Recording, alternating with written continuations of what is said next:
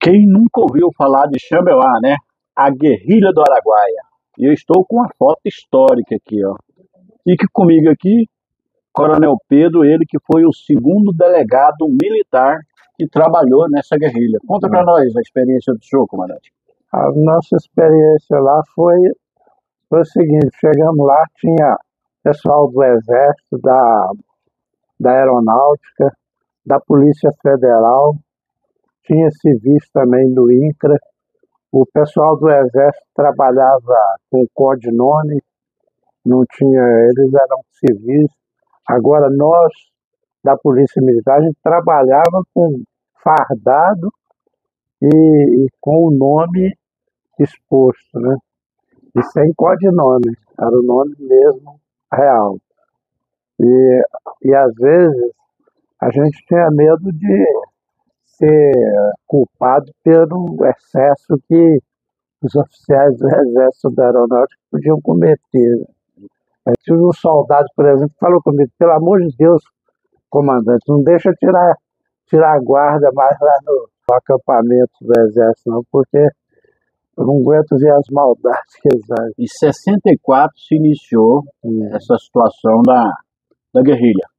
O senhor trabalhou lá em 73. Conta para nós o que realmente era a guerrilha. Por que ela foi motivada?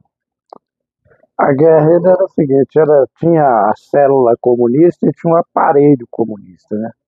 E a célula, ela ligava, tinha um homem de ligação da célula para o aparelho. Às vezes, uma vez eu falei pro comandante lá, que estava comandando a operação de guerrilha do Exército, eu falei assim: ó, o senhor, o soldado não quer nem tirar serviço aí, porque o senhor... Ele falou: não, é porque às vezes eu pego uma ligação da unidade de guerrilha para o grupo e eu tenho que tirar a informação dele em 30 minutos. E em 30 minutos eu não vou tirar informação com flores, não. Porque se eu não tirar a informação em 30 minutos, eles mudam de lugar, mudam de esconderijo. Eu tinha falado para ele que eu era cristão e não admitia isso e tal. Ele falou assim: se você ficar dessa xaropada aí, você vai ver, você vai ser encostado no paredão e metralhado, que é o que fizeram lá em Cuba. Lá em Cuba, quando perderam a guerra para o Fidel Castro, ele encostou todo mundo no paredão e metralhou. E eles entregaram. Então o que acontece é o seguinte: nós não podemos perder essa guerra de jeito nenhum. Então é bom a gente esclarecer que houve uma guerrilha. Houve a guerrilha. Ou guerrilha. E nós, vamos assim dizer, nós os militares e o senhor desempenhavam um papel de delegado que era para contrapor a entrada da guerrilha no Brasil, dos comunistas no Brasil. Exato. Então essa era a finalidade, era não deixar o comunismo se instalar. Então essa foi um outro motivo de ter deflagrado a guerrilha de Xambioá. E eles estavam se instalando lá na beirada do Araguaia, conquistando os ribeirinhos, o pessoal da mata, para fazer o Brasil do Norte contra o Brasil do Sul, igual teve Vietnã do Norte, Vietnã do Sul, Coreia do Norte, Coreia do Sul.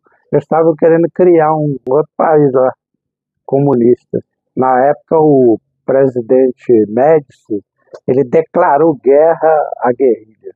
Foi declaração de guerra. Foi uma declaração de guerra contra a entrada do comunismo no Brasil. A entrada do comunismo no Brasil. E falou: e aqueles que se levantarem contra o regime serão inapelavelmente punidos. Traidores. Foi o que ele falou. Essa foto aqui, ela foi tirada lá às beiras do Araguaia, lá em Xambioá.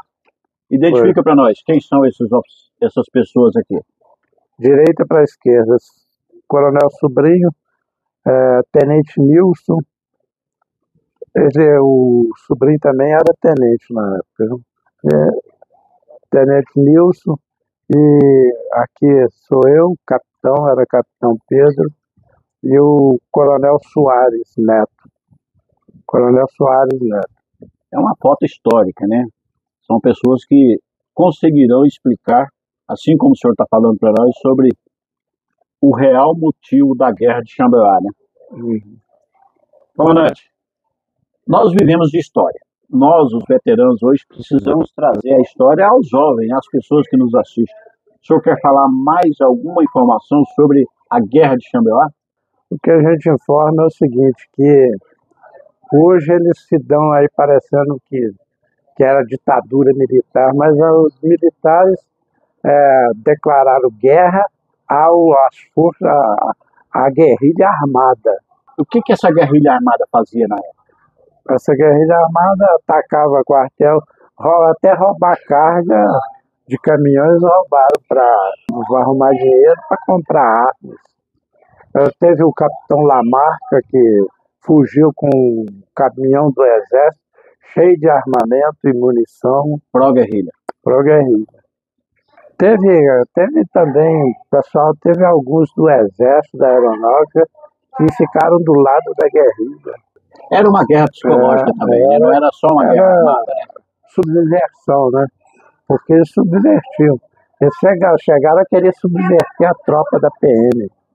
Nós tivemos, na verdade, nós tivemos 2 oficiais comunistas na tropa da PM. Daquela época. Inclusive eu, como cabo, me deram aula de comunismo, dizendo que o socialismo não admitia egoísmo, tinha que ser dividido tudo entre todos. É o que eles sempre pregaram, coisa boa, né? E isso aí para a tropa soava muito bonito, né? Em especial para a praça, né?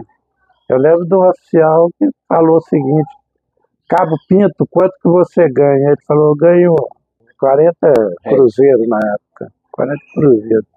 Aí eu sou tenente e ganho 200 cruzeiros. Você é pai de 5 filhos e eu não tenho, sou solteiro. Você acha justo isso?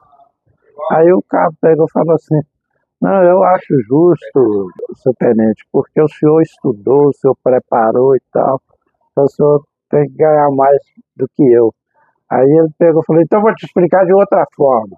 Em vez de pagamento, tem uma fila lá para receber arroz e feijão. Eu passo na fila, eu solteiro sozinho, recebo 200 quilos de arroz.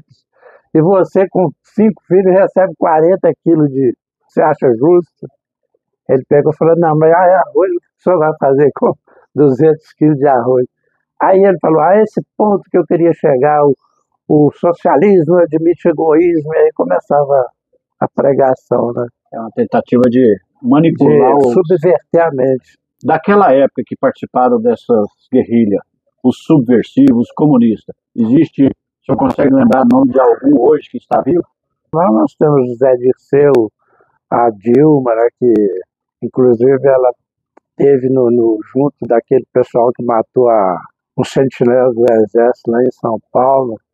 Tivemos o Lamarca, capitão Lamarca, ele não está vivo mais não. Ele matou o tenente Mendes lá em São Paulo, inclusive torturou esse tenente Mendes lá em São Paulo. De certa forma, uma evolução da própria subversão do comunismo, né? No início se invadia quartéis para tomar arma, para praticar assalto, para manter a ideologia, o regime, né?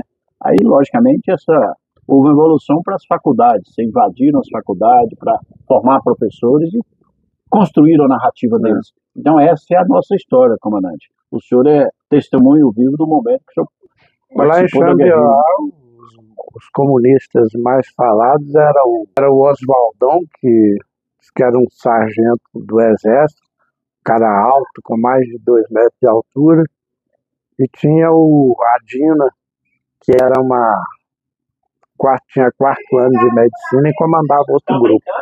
E falavam até que ela dava salto mortal com um revólver na mão. Quem capturasse ou matasse qualquer um dos dois recebia 2 promoções imediatas. Existia uma recompensa. Essa é a história, né, de Xambioá.